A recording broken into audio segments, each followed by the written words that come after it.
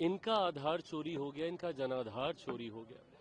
और उसका कारण ही यही रहा है कि जिस तरीके से ये लोग लोकतंत्र नहीं तो तंत्र जीता, कभी आप ईवीएम पे ठीकरा फोड़िएगा, कभी आप एसआईआर पे, ये सारी वो व्यवस्था है जो अगर आपके लिए सही साबित होती है तो ठीक, बट अगर नहीं तो फिर गलत। ईवीएम से जब ये लोग अपने राज्यों में अपनी अपनी जगह पे जब कांग्रेस सरकार बनाती है, जीतती है, तो वो ठीक रहता है, बट जहां हार जाती है तो वहां पे घपलेबाजी हुई है। जब तक ये लोग खुद बैठ के मंथन नहीं करेंगे, इनके पांव से जमीन खिसकती जा रही है। और आज से नहीं, 2010 से खिसक रही है ये। 2005 के बाद जो जनादेश एनडीए को 2010 में मिला था, उस वक्त पता चल गया था कि राजद और कांग्रेस कहां पे हैं। 15 में मुख्यमंत्री नीतीश कुमार जी नहीं होते तो कभी रिवाइव नहीं होती, और 2020 में अगर यूनाइटेड एनडीए रहता, हम अलग चुनाव नहीं लड़ते, तो कभी राजद रिवाइव नहीं होती।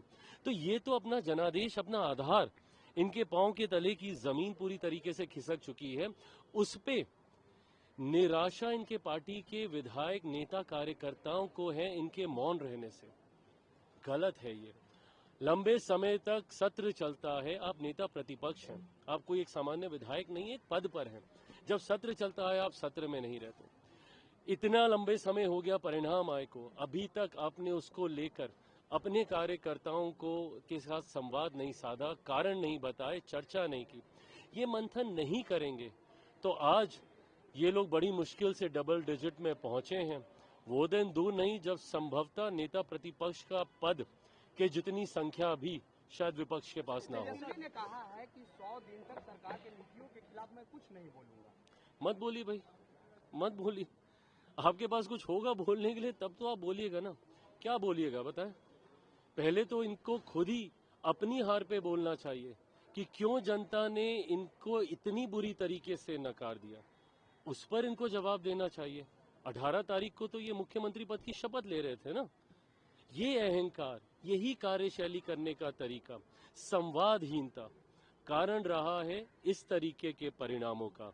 आप 100 दिन क्या भाई, 5 साल मत बोलिए, उसमें क्या जा रहा है। सरकार मैनिफेस्टो में दिए हुई चीजों को पूरी करेगी कि नहीं? बिल्कुल देखिए, बल्कि मैं चाहूंगा, यही तो विपक्ष की भूमिका है। खामोश रह के आप भूमिका कैसे निभाइएगा? सवाल कीजिए हमसे, लोकतंत्र की खूबसूरती यही है, और हम लोग जवाब देने के लिए तैयार हैं। आज भी जब मैं जीराम जी पे मैं बोल रहा था, मैंने यही कहा कि आप मुझसे मेरिट पे सवाल कीजिए ना, इस विधेयक के मेरिट पे चर्चा कीजिए। आप सिर्फ नामकरण को लेकर भ्रमित कर रहे हैं, आप मेरिट्स पे डिस्कस कीजिए। मैनिफेस्टो में जितनी बातें हमने लिखी हैं, समय समय पर कीजिए हमसे सवाल, आपके सवालों का जवाब देंगे, क्योंकि सिर्फ कार्य करने की सोच से ये सरकार आई है।